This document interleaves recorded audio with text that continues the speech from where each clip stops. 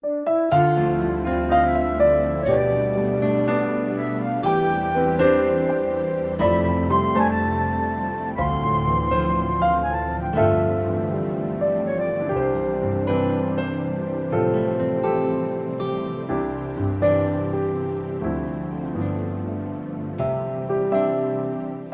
pagi, Ibu, Bapak, dan Saudara sekalian.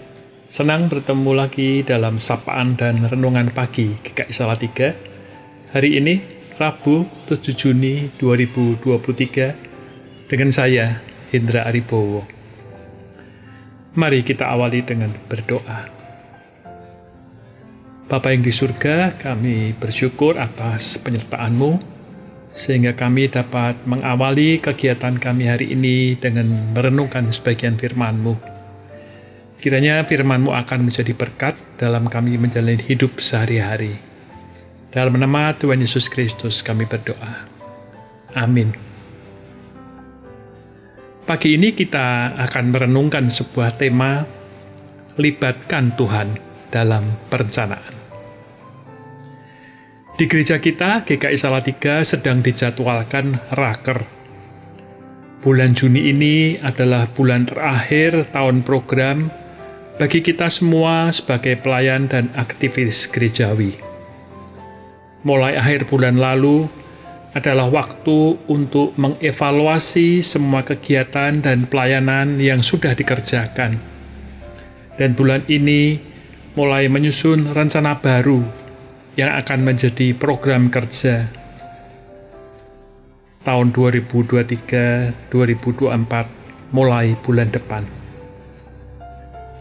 Setelah melihat hasil karya pelayanan kita, mengevaluasi dan merefleksikannya, kadang kita termangu-mangu sendiri.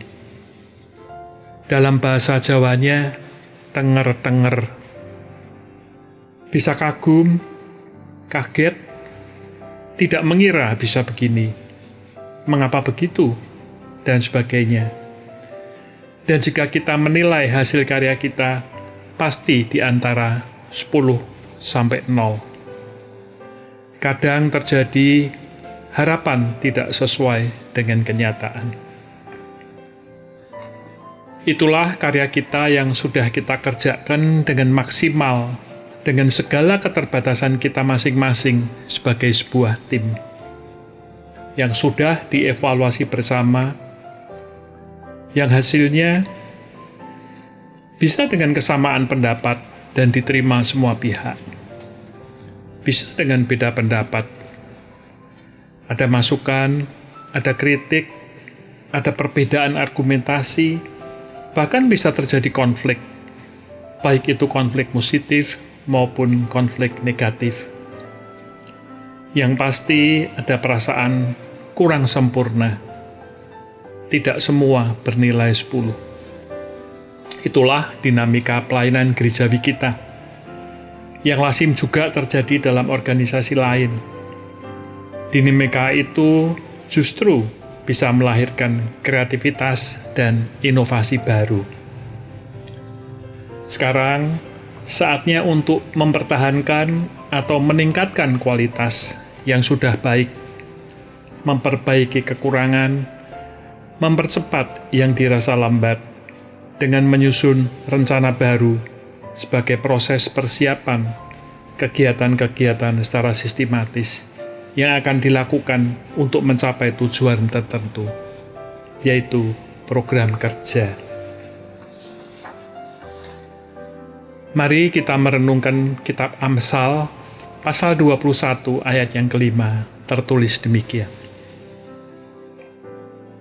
Rancangan orang rajin semata-mata mendatangkan kelimpahan, tetapi setiap orang yang tergesa-gesa hanya akan mengalami kekurangan. Amsal bijak Salomo ini menjelaskan hal yang biasa di dalam kehidupan sehari-hari, namun sangat tepat bagi kita semua yang sedang mengevaluasi, merefleksikan, menyeimbangkan hal-hal tertentu untuk bergerak lagi, bekerja lagi, dan maju ke depan, yang akhirnya untuk membuat keputusan. Nats ini mengingatkan kita untuk rajin dan tidak tergesa-gesa dalam merencanakan sesuatu.